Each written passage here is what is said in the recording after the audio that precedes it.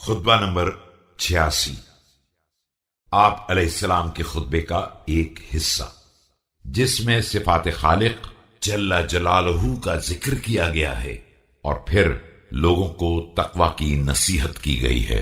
بسم اللہ الرحمن الرحیم۔ صفات خالق جل جلالہ۔ قد علم السرائر وخبر الضمائر له الإحاطة بكل شيء والغلبة لكل شيء والقوة على كل شيء۔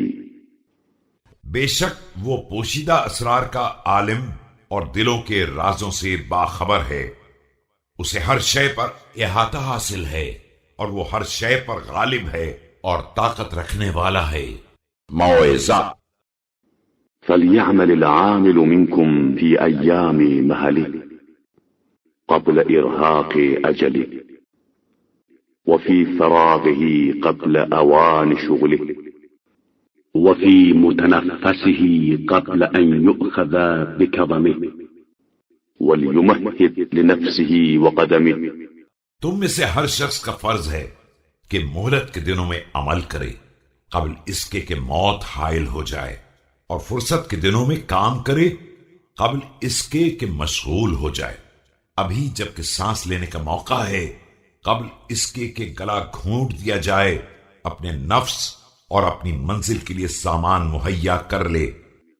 وَلْيَتَزَوَّدْ مِنْ دَارِ ضَعْنِهِ لِدَارِ إِقَامَتِهِ فالله الله أيها الناس فيما استحفظكم من كتابه واستودعكم من حقوقه فإن الله سبحانه لم يخلقكم عبثا ولم يترككم سدى۔ اور اس کوچ کے گھر سے اس قیام کے گھر کے لیے زاد راہ فراہم کر لے۔ لوگو، اللہ کو یاد رکھو اور اس سے ڈرتے رہو، اس کتاب کے بارے میں جس کا تم کو محافظ بنایا گیا ہے، اور ان حقوق کے بارے میں جن کا تم کو امانت دار قرار دیا گیا ہے، اس لیے کہ اس نے تم کو بیکار نہیں پیدا کیا ہے اور نہ مہمل چھوڑ دیا ہے۔ وَلَمْ يَدَعْكُمْ فِي جَهَالَةٍ وَلَا عَمَى قَدْ سَمَّى آثَارَكُمْ وَعَلِمَ أَعْمَالَكُمْ وَكَتَبَ آجَالَكُمْ وَأَنزَلَ عَلَيْكُمُ الْكِتَابَ تِبْيَانًا لِكُلِّ شَيْءٍ وَعَمَّرَ فِيكُمْ نَبِيَّهُ أَزْمَانًا۔ اور نہ کسی جہالت اور تاریکی میں رکھا ہے، تمہارے لیے آثار کو بیان کر دیا ہے، اعمال کو بتا دیا ہے اور مدت حیات کو لکھ دیا ہے، اور وہ کتاب نازل کر دی ہے جس میں ہر شے کا بیان پایا جاتا ہے، اور ایک مدت تک اپنے پیغمبر کو تمہارے درمیان رکھ چکا ہے۔ حتى أكمل له ولكم فيما أنزل من كتابه دينه الذي رضي لنفسه وأنهى إليكم على لسانه محابه من الأعمال ومكارهه ونواهيه وأوامره فألقى إليكم المعذرة، یہاں تک کہ تمہارے لیے اپنے اس دین کو کامل کر دیا ہے جسے اس نے پسندیدہ قرار دیا ہے، اور تمہارے لیے پیغمبر صلی اللہ علیہ وآلہ وسلم کی زبان سے ان تمام اعمال کو پہنچا دیا ہے جن کو وہ دوست رکھتا ہے یا جن سے نفرت کرتا ہے، اپنے اوامر و نواہی کو بتا دیا ہے اور دلائل تمہارے سامنے رکھ دیے ہیں۔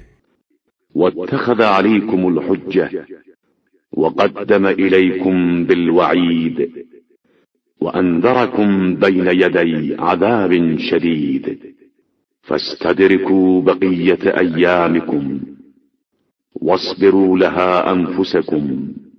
اور حجت تمام کر دی ہے اور ڈرانے دھمکانے کا انتظام کر دیا ہے اور عذاب کے آنے سے پہلے ہی ہوشیار کر دیا ہے، لہذا اب جتنے دن باقی رہ گئے ہیں انہی میں تدارک کر لو اور اپنے نفس کو صبر پر آمادہ کر لو۔